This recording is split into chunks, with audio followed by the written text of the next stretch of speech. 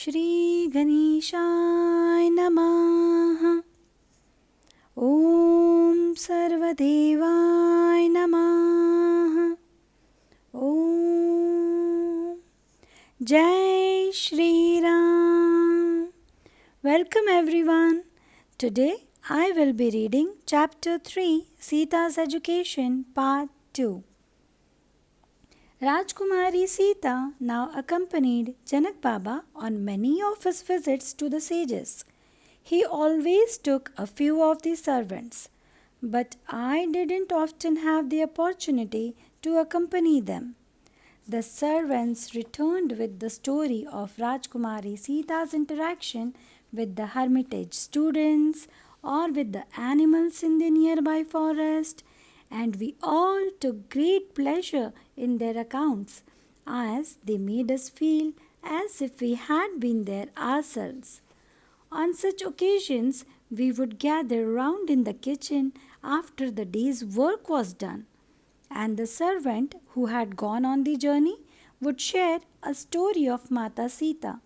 We would laugh with delight, as we all had come to feel as if she were our own. Some years later, Janak Baba announced that he was going back to see the sage that he had visited with Sita Ma on her first journey from the palace. She was eager to go. I didn't expect to be asked to accompany them, and so was surprised when Sunaina Ma asked me to go along. Soon after we arrived, Rajkumari asked her father to go to the forest, where she had found the wounded animal. "You remember that?" He was surprised. Rajkumari nodded. "I saw the wounded animal while I was sleeping. That was how I knew where to go." "Of course you may go into the forest. You are free here to go wherever you wish." I accompanied her as she went deeper and deeper into the forest. She seemed to be looking for something. Finally, I said to her, "Mata, I think we should turn back before we get lost." "How can we get lost?" She smiled. "I have to find something before we return." "What is it you are looking for?" "I don't know its name, but I will know it when I see it. I feel it calling me." "Mata, is this some game?" She shook her head. "Not at all. It is a very serious matter. Please have patience. Meenakshi, I know I will find it. I hear it calling." "Is it an animal?" I asked. She shook her head. I couldn't understand what she was talking about, but this was often the case with Mata Sita. I followed as she wound her way through the overgrown trails. We came upon some large birds. They seemed to be water birds, and Mata Sita stopped in front of them. After a few minutes, I saw her fold her hands and thank them. Then, very consciously, she went to a nearby stream and started to dig out some roots. "There, I have found it.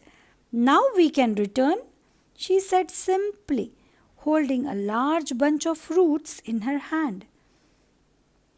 I followed as she found the way back without any trouble. When we reached the hermitage, she went straight to the hut of the sage, who was explaining something to Janak Baba. "I have brought this for you," she said to the sage, handing him the bunch of roots. "Thank you, Sita," he said with a confused look on his face. "I am touched that you thought of me." "What is this?" asked Janak Baba with a broad smile. "What have you brought Guruji?" "It is for his stomach," Mata said. This will help him.